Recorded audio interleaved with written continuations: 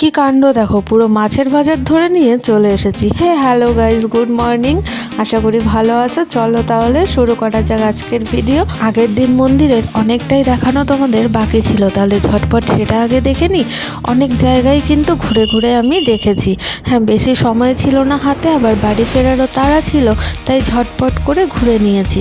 তোমরা যারা চাইছো একদিনের জন্য খুব সুন্দর করে দিন কাটাতে, খুব অল্প সময়ের জন্য, তারা কিন্তু ঝটপট এখানে চলে যেতে পারো ব্যাগ গুছিয়ে।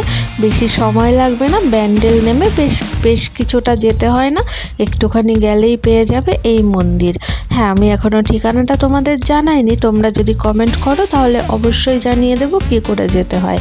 আর গিয়ে তো আশা করি তোমাদের ভালোই লাগবে, কারণ আমার কিন্তু বেশ ভালো লেগেছে। আর তারপর সকালবেলা চলে গেছিলাম মাছের আড়তে। বাবা এখানেই কাজ করে, তো সেটাই দেখতে গেছিলাম আমি। আর ঘরের জন্যও মাছ আনতে হবে। আর দেখো, গিয়ে তো দেখছি বড় বড় মাছ, আর কত ধরনের মাছ, আমি তো অনেকগুলো চিনতেই পারিনি। তোমরা কি সবাই এই মাছগুলো চেনো? আমাকে কমেন্ট করে অবশ্যই জানিও। আর যারা নতুন দেখছো তাদেরকেও ওয়েলকাম। অবশ্যই আমার চ্যানেলটাকে সাবস্ক্রাইব করে পাশে থেকো। তো বাড়ির জন্য নিয়ে এসেছিলাম কই মাছ, এত কিছুর মধ্যে থেকে নিয়ে এসেছি কই মাছ। কী করবো বলো তো, অন্যগুলো আর ভালো লাগেনি, আর ভালো লাগলেও পয়সা ছিল না, মানে যা বাজেট তার মধ্যে সেই মাছ আসেনি, তাই কই মাছ নিয়েই বাড়ি চলে এসেছি। আর দেখো, এই দানা দানা কতগুলো বড়ি দিয়েছি। এগুলো কি বলো তো, এগুলো খেতে কিন্তু খুব সুন্দর, কালো মেঘ পাতার বড়ি, মানে বুঝতে পারছো তো খেলে কীরকম লাগবে।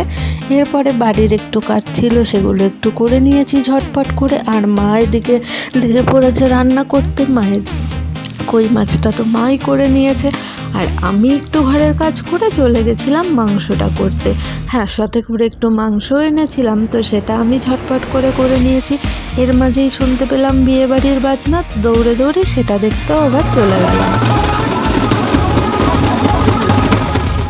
তো দুপুরে তো এই ছিল, আর রাতে করেছিলাম একটু অন্য রকমের খাবার। হ্যাঁ, এটার রেসিপি জানতে চাইলে অবশ্যই বলে দেবো তোমাদেরকে। তো আজকে এখানেই শেষ করলাম। Tata, good night.